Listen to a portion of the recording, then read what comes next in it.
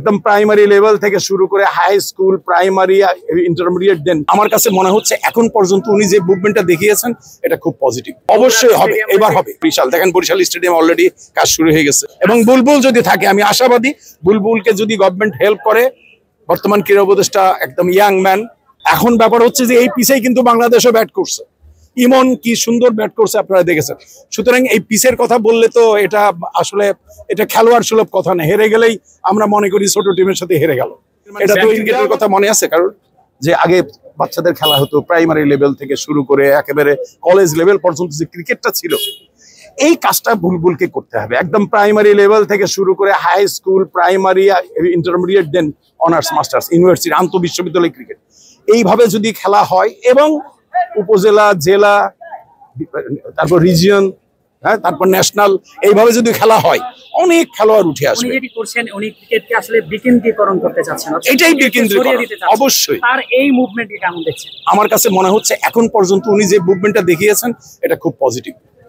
শুধু খেলা হচ্ছে মিরপুরেই বেশি, ক্রিকেটকে আরো ছড়িয়ে দিতে প্রান্তিক অঞ্চলে বিশেষ করে অবশ্যই হবে, এবার হবে।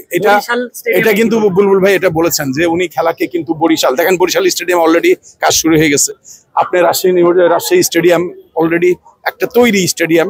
তো আশা করছি আমরা, আর সিলেটে তো যাচ্ছে খেলা, চিটাগাং এ যাচ্ছে, আশা করি এই বিকেন্দ্রীকরণটা হবে এবং বুলবুল যদি থাকে, আমি আশাবাদী বুলবুলকে যদি গভর্নমেন্ট হেল্প করে, বর্তমান ক্রীড়া উপদেষ্টা একদম ইয়াং ম্যান, তার খেলার প্রতি দরদ আছে, সে যদি বুলবুলকে হেল্প করে যতদিন, এরপরে যে সরকার আসবে তারা যদি বুলবুলকে সহযোগিতা করে, নিঃসন্দেহে খেলা ক্রিকেট আরো ছড়িয়ে যাবে আমাদের একেবারে উপজেলা লেভেল পর্যন্ত। ধন্যবাদ। শোনেন ভাই, আমি একটা কথা বলি, পাকিস্তানের যারা এই সমালোচনা করেছেন তারা অত্যন্ত ম্যাচিউরড প্লেয়ার। তারা কিন্তু ইন্ডিয়া বাদে বিভিন্ন জায়গায় ক্রিকেট খেলে বেড়ায়, টি-20 খেলে বেড়ায়, তারা পিচ বুঝেন। এখন ব্যাপার হচ্ছে যে এই পিচেই কিন্তু বাংলাদেশও ব্যাট করছে, ইমন কি সুন্দর ব্যাট করছে আপনারা দেখেছেন। সুতরাং এই পিচের কথা বললে তো এটা আসলে এটা খেলোয়াড় সুলভ কথা না। হেরে গেলেই আমরা মনে করি ছোট টিমের সাথে হেরে গেল। এটা তো ইন্ডিয়াও বলে, পাকিস্তানও বলে। ব্যাটিংদের ক্যারিয়ারে কি এরকম পিচ কোনো নেগেটিভ প্রভাব ফেলে কি? তবে হ্যাঁ, এই ধরনের পিচে খেললে পরবর্তীতে বাইরে গিয়ে বাংলাদেশ অনেক সময় বিপদে পড়তে পারে।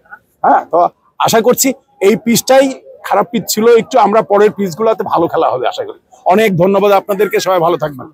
Thank you very much.